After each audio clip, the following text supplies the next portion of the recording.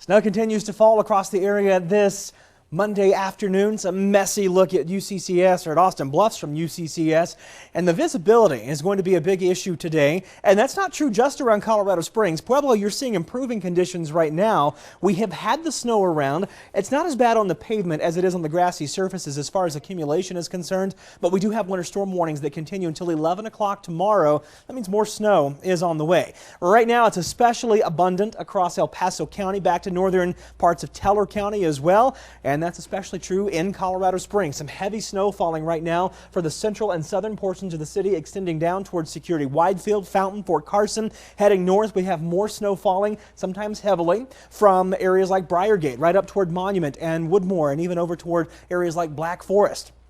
Into the western part of the county, Manitou Springs, right along Highway 24. And it's a messy go of things right now, and that mess extends all the way up to Woodland Park. Down around Pueblo, as I've mentioned, you have had some snow around. There still are some snowy spots, especially north side from Highway 50 extending right over toward Highway 47 by CSU Pueblo. So yes, there's still some snow, but the heavier snow has shifted back to the east. Pueblo West, you're in a little bit of a break right now. More snow falling from Florence and Penrose back toward Canyon City. Canyon City, most of the snow is out toward the PCC campus, the Fremont County campus there on the west side of town, and then south toward Lincoln Park, south of Highway 50. And then we get way down to the south. You've had plenty of snow around Walsenburg and Trinidad. Most areas are getting a little bit of a break from the heavier activity right now as it is spreading east toward La Junta and Rocky Ford, and even over toward Los Animas, Lamar, and Kim. This extends up to the north toward the Denver area, by the way, so if you have anyone up in the Denver area who's expected to come back home a little bit later today into the Colorado Springs, Pueblo area, anywhere down south, expect a very slow go on Interstate 25 and just advise them to take their time.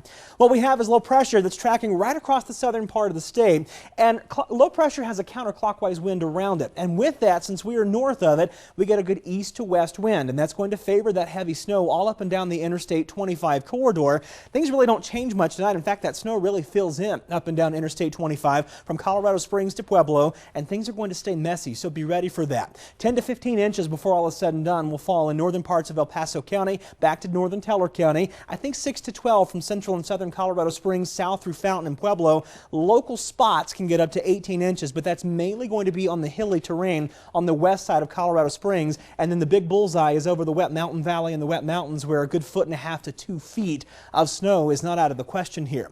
It's cold too. Temperatures are 27 in the Springs, right at freezing in Pueblo, and still 20s up in the high spots. This isn't going to get any better. We may be able to warm a degree or two this afternoon, but again, don't expect any big warming and expect this snow to just fill in, as we mentioned, up and down the Interstate 25 corridor. I think it's most abundant along the Arkansas River and then points north. There can be some occasional breaks and even some back-offs in the intensity, and then it ramps up again overnight tonight. So your drive home tonight's going to be a mess. Your drive back to work tomorrow morning is also going to be a mess. And then by tomorrow afternoon, that snow starts to taper off. Then Wednesday, the sun finally breaks back out. You notice we're still in the 20s both Tuesday and Wednesday. And then we get to Thursday, and we'll finally start to see the sun come back out and help to warm those temperatures back above freezing for the first time since Sunday night. We have another weak cold front that's going to blow through on Friday. That cold front's going to bring more clouds, maybe even a little snowflake or two with it, but nothing big. Saturday, we warm back into the 40s. That's the warmest day in the next 7. And then another cold front's going to move through, and that sets us up with an upslope wind on Sunday. Could mean another quick little dose of snow on Sunday night.